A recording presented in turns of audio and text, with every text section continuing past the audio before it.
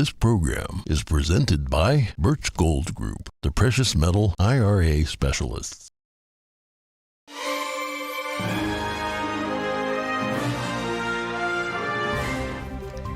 Good morning. In today's headlines, former Chinese Communist Party leader Jiang Zemin is dead.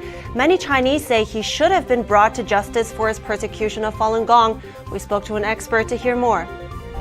'Tis not the season of good tidings for CNN employees. The media company informs staff that pink slips may be on the way for some. Biden's student debt relief plan hits another major roadblock. Find out the current status of the program in limbo. Title 42 ends in 3 weeks. What effect will it have on the number of illegal border crossings? And a policeman tricks a teenager online and then does the unthinkable to her family. We'll take a look at the disturbing so-called catfishing case.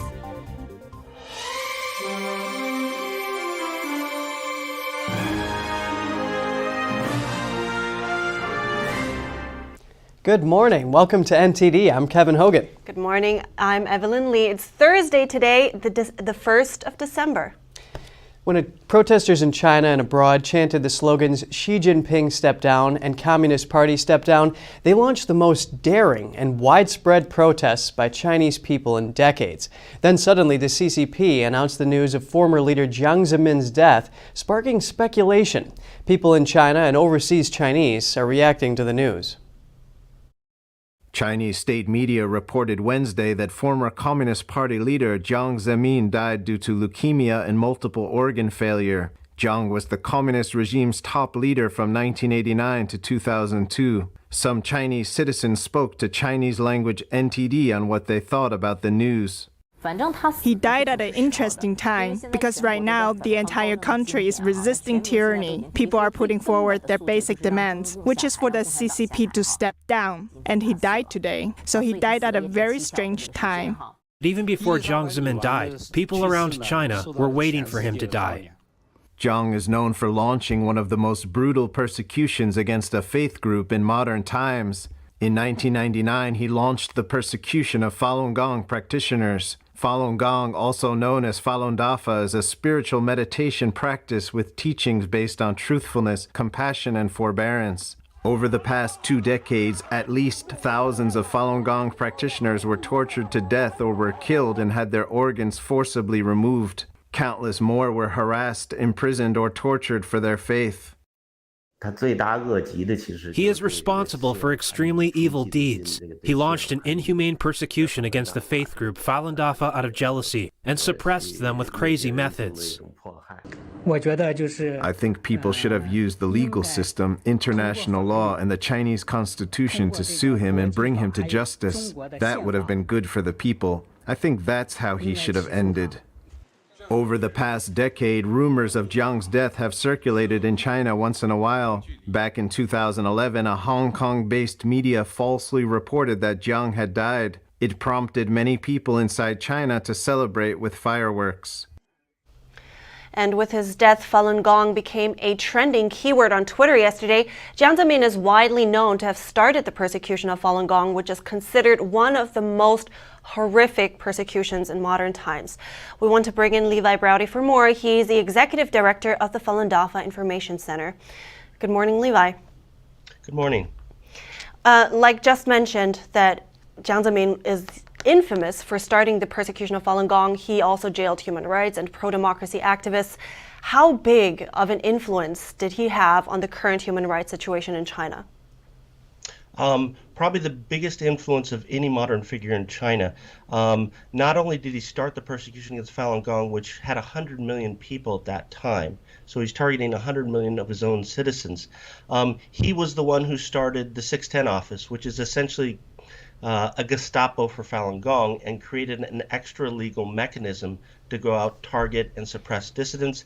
He was the one who started the Great Firewall, which is basically limiting or restricting Chinese citizens from reaching the free internet and also surveilling them. And perhaps most troubling, he was the one that gave the order to use forced organ harvesting on Falun Gong, thereby taking innocent prisoners of conscience, killing them, extracting their organs, and selling them at enormous profit. All of these things are things that he started to go after Falun Gong, and now they're being used on other Chinese citizens, Uyghurs, and other groups. Wow. I want to go into a little bit more detail about the organ harvesting in a little bit, but can you first share some numbers of what the impact has been so far of that persecution of Falun Gong? Well, I think the most important number to look at is the fact that there were 100 million people practicing Falun Gong in 1999. So that's 1 out of every 13 people in the country. So if you take 1 out of every 13 people in the country and you arbitrarily detain them or torture them, in many cases kill them, that decimates Chinese society. We knew when the UN did an investigation in the early 2000s, mid-2000s, they found that at least 66% of all torture cases coming out of China were Falun Gong practitioners. It greatly expanded the surveillance state. The number coming, another number that is quite telling is that the China Tribunal, which was looking into organ harvesting, international team looking into organ harvesting over the last few years, found that upwards of 60,000 Falun Gong practitioners were being killed per year as part of the organ harvesting atrocities. So these numbers are huge, and people have to understand that these are all happening in China proper. This is not off in Xinjiang or some corner of China or some province. This is right in Beijing and Shanghai and Wuhan and Chengdu. All the cities, all the villages, this is happening throughout China. And quite troubling. But I'm just really wondering, how was he able to bring it that far? And I'm not just talking about the torture, the killing. I'm especially also now thinking of the organ harvesting that you just mentioned, you know, killing all these people to sell their organs for profit. How was he able to convince the country and, you know, everyone involved really that something so horrific was the right thing to do? He took a two-pronged approach. The first is an unprecedented volume and ferocity of propaganda. I had friends actually living in Beijing when the persecution started, and they described it as propaganda marathons. Literally 24/7 state-run TV, newspapers, magazines, even children's coloring books. I mean, everything had this anti-Falun Gong propaganda to demonize people who practice. And over time, that seeps in. If that's all you're taking in day after day after day, it is somewhat successful in demonizing and dehumanizing people who practice Falun Gong. So that was the first thing. The second thing Jiang did, which was unprecedented, is that he elevated an unprecedented number of officials, generals, police chiefs, all based on whether they were going to follow him in persecuting Falun Gong or not. And so he built up a faction that was solely focused on this, and with people of the character that would do this kind of thing. So he's building essentially a crime organization. So if you have the propaganda demonizing Falun Gong, and you've put together a team of people who are so morally out of touch that they would do these kind of atrocities, you bring those two together, and that's what you have as the tragic situation that's been happening in China over the last 23 years. I see. We have 1 more minute before we have to go. So really quickly, he stepped down as a party leader in 2004, but I understand he was very active behind the scenes. Can you tell us more about his influence beyond his rule, and, you know, will something change now with his passing? Anytime a Chinese leader steps down, there's always a significant amount of influence he's exerting over the parties. They always have a lot of infighting and factions. The Jiang Zemin faction, as I mentioned, was very nefarious and somewhat powerful. It's very hard to tell whether this will have an immediate material change on the ground, but certainly I think in many people's eyes it is somewhat of a hopeful change, because maybe those with a conscience can now step forward and do the right thing. Well, thank you so much, Levi Browdy with the Falun Dafa Information Center, for some really eye-opening insights. I appreciate it. Thanks for having me. President Biden's student loan forgiveness plan hit a major roadblock yesterday. A U.S. appeals court rejected the administration's bid to revive the plan. A federal judge in Texas struck the plan down in mid-November. He ruled the plan unlawful. That decision was one of 2 nationally that is preventing the Department of Education from moving forward. Biden promised to grant debt relief to millions of student borrowers. The White House had no immediate comment on yesterday's ruling, but the administration has said in the past they will ask the U.S. Supreme Court to intervene. They've already asked the High Court to lift an order by the St. Louis-based Court of Appeals that bars the program. About 26 million Americans have applied for student loan forgiveness. The Department of Education approved around 16 million requests by the time the plan was blocked. The Texas judge called Biden's move one of the largest exercises of legislative power without congressional authority in the history of the United States. And CNN has informed employees that layoffs have commenced. The Wednesday announcement is expected to impact hundreds of staffers at the news network and marks the deepest cuts to the organization in years. CEO Chris Licht described the cuts in an all-staff memo as a gut punch to the organization. Employees at the company had been anxiously bracing for the layoffs, this since Licht informed them last month that unsettling changes lie ahead. The cable company's ratings declined 27% from 2021, with profit falling to below $1 billion for the first time since 2016. Licht said the company would notify a limited number of individuals, largely paid contributors, that they have been let go.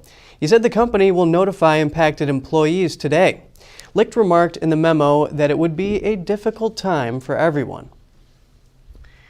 The Biden administration says it's expecting an increase in activity at the southern border. It says the number of attempted crossings could soon double. That's because Title 42 is scheduled to end in 3 weeks.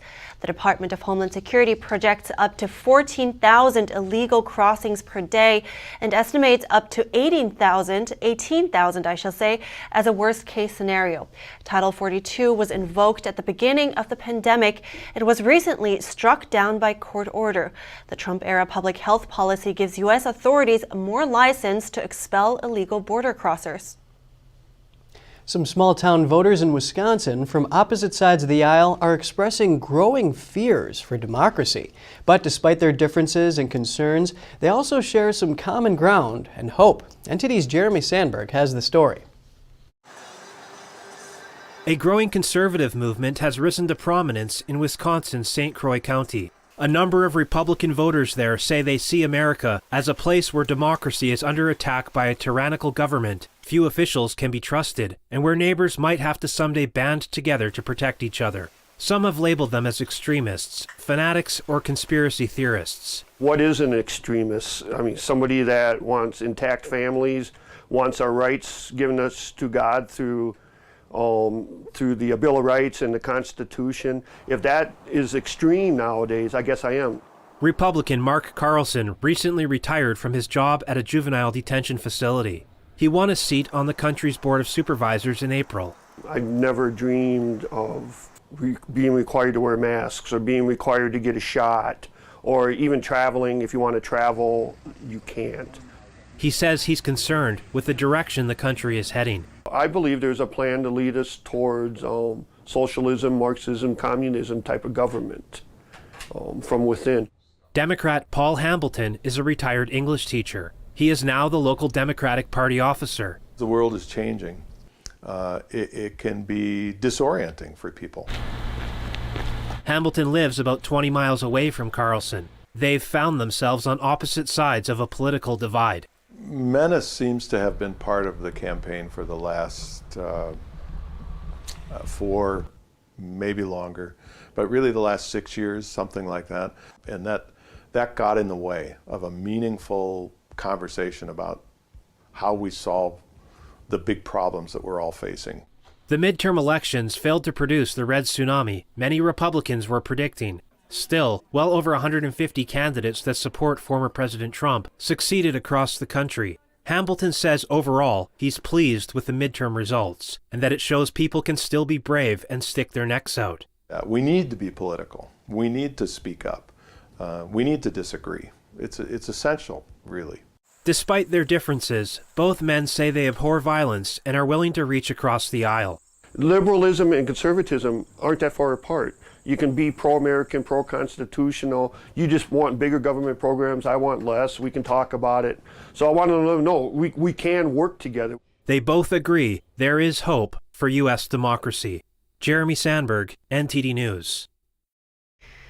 We're moving on to a horrifying case in California dubbed the Catfishing case. A teenage girl tricked online by a Virginia police officer pretending to be someone else. He allegedly traveled to California and murdered the girl's mother and grandparents. Police say the man killed himself as deputies approached.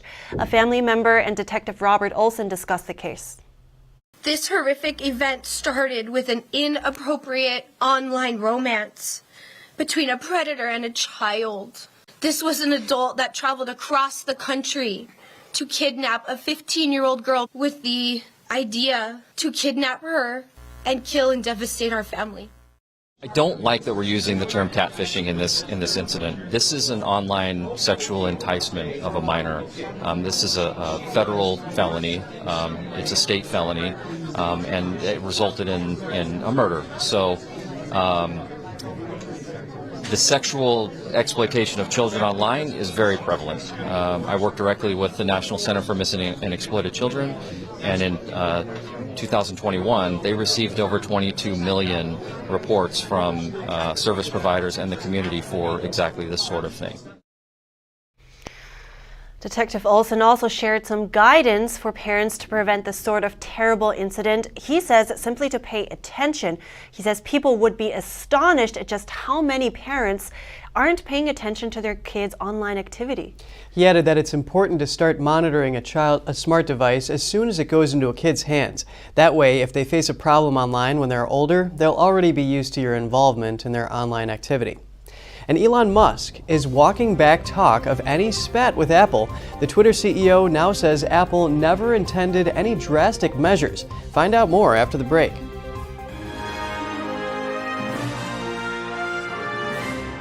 It's just clear as day. The media, whether it's broadcast, cable, or print media, has become extremely biased. And I started looking online for alternative ways to get information. And I saw an ad for a free trial. And I looked at it and I said, Epoch Times. I mean, come on, this is end of days type of stuff. I mean, what are they going to be talking about here? And I said, well, it's a free trial. Let me dig in. Is it giving me both sides? Is it giving me an objective point of view here? I have looked for opportunities to see where they might be biased, and I don't find it. It has given me a level of trust in media that I didn't think I'd ever get back. I love the Epoch Times because it has renewed my faith in the idea that a reliable, responsible, non-biased source of information is available. And I can say that I love it because of that.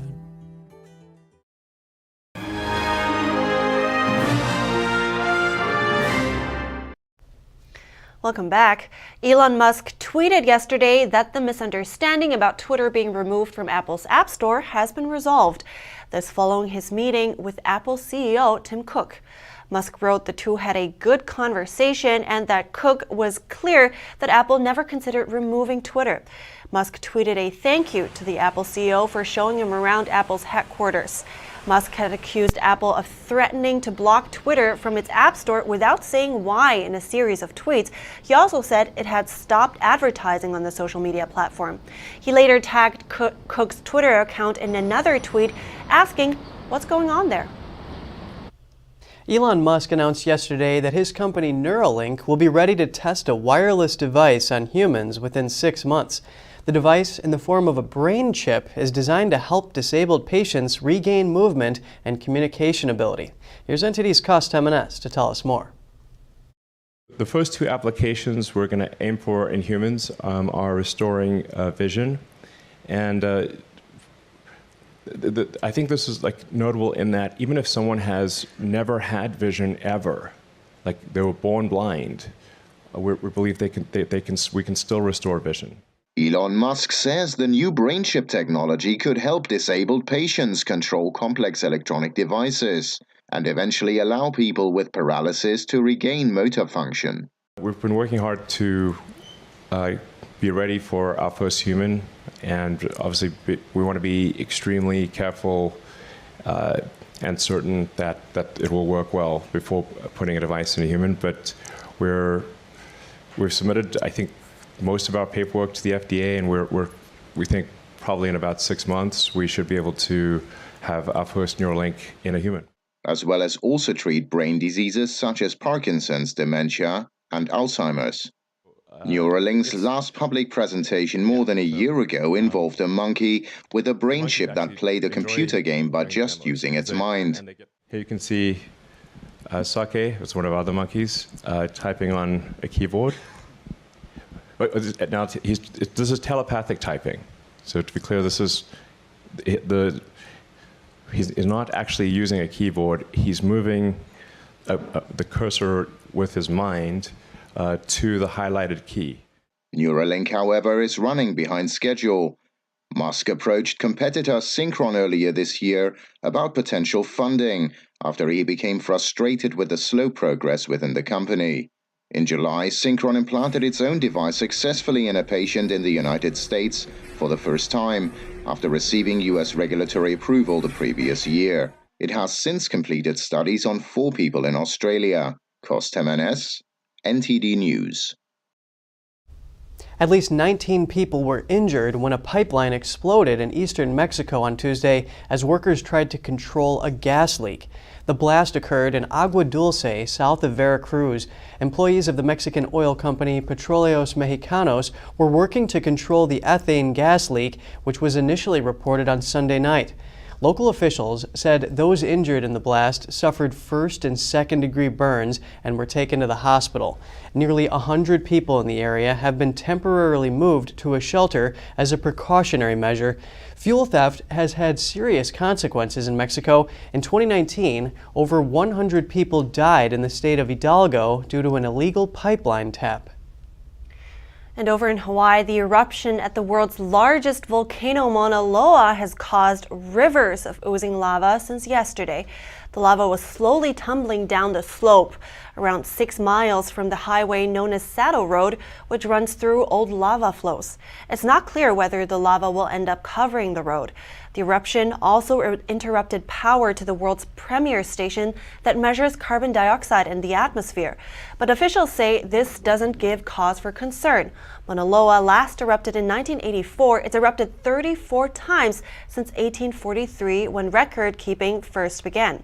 The adjacent smaller volcano, Kilauea, has been erupting since September 2021. And coming up, you won't find these big charmers in a traditional beauty pageant, but that doesn't make these humpbacked wonders any less gorgeous. And a winter wonderland opens in Manhattan. The display includes about 4,000 pounds of candy. That's after the break on NTD News.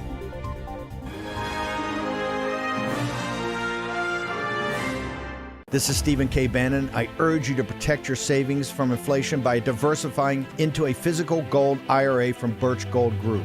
Simply text the word NTD to 989898 and you'll get a free info kit on gold IRAs explaining everything. Coming soon on the premiere of International Reporters Roundtable, journalists Greg Ho, Will Richardson, and Costo Acondo join us to discuss the relationship between China and Russia, their activity in Latin America, how this is playing out at the U.S. southern border, and what's really going on in Ukraine. What's the link? Is there a strategy? Tune in Saturday afternoon at 1 p.m. or Sunday at 7 p.m. Eastern Time as NTD host Tiffany Meyer and our guest panelists give us a clearer picture of these global events.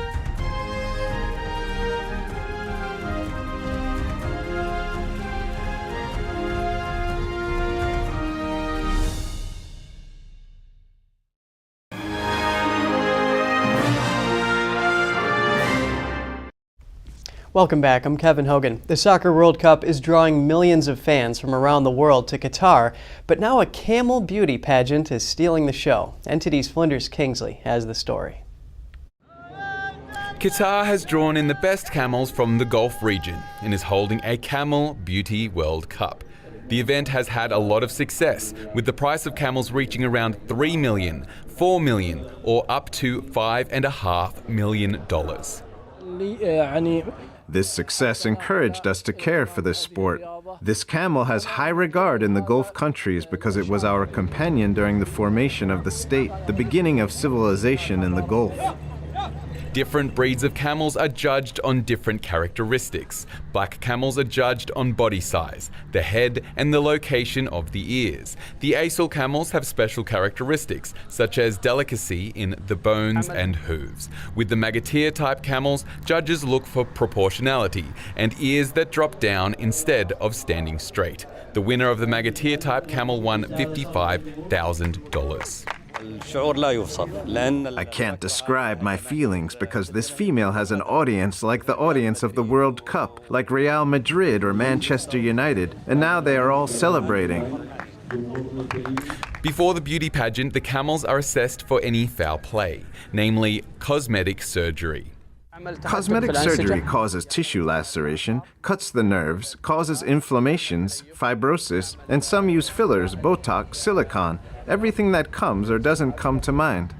Camel milk has been consumed in the region since antiquity. The locals say it has numerous benefits. In another competition, the female who produces the most milk is awarded $5,500. Flinders Kingsley, NTD News. And up next, a gingerbread village display has just recently opened at Essex Market in Manhattan. The Winter Wonderland includes about 4,000 pounds of candy. NTD's Andrew Thomas has the details on the candy neighborhood. John Lovitch is the artist and creator behind Gingerbread Lane. For him, gingerbread is a way of life. The Essex Market Gingerbread Lane display features about 700 houses. So what's behind me, or by definition I'm standing in the middle of, is the largest gingerbread village in the world. We have multiple Guinness World Records. This year's not exactly big enough to compete for the Guinness World Record for the number of houses, but it is big enough to compete for the Guinness World Record for square footage. The Missouri native got his start in the gingerbread business in Kansas City almost 29 years ago. 10 years ago, he started doing exhibitions in New York City. This year, he has 3 displays.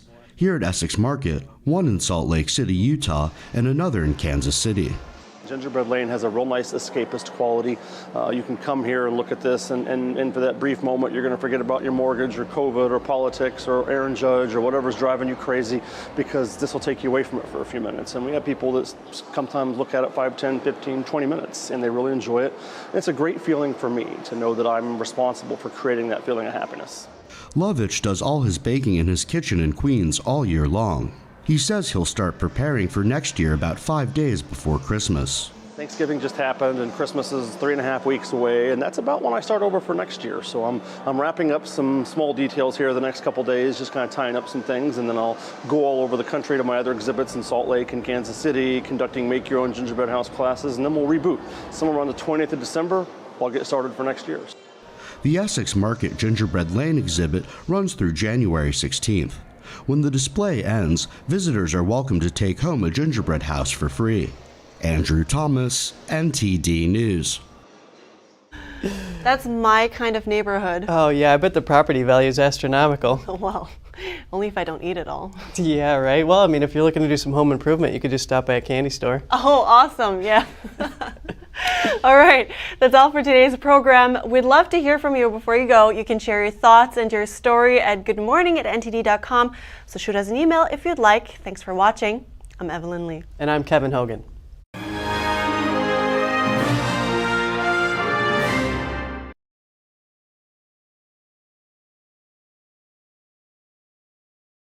Thanks for watching us on YouTube. Did you know YouTube only keeps selective videos on its platform? So if you want to make sure you get the full picture, just subscribe to our newsletter. Go to newsletter.ntd.com and sign up. It's free.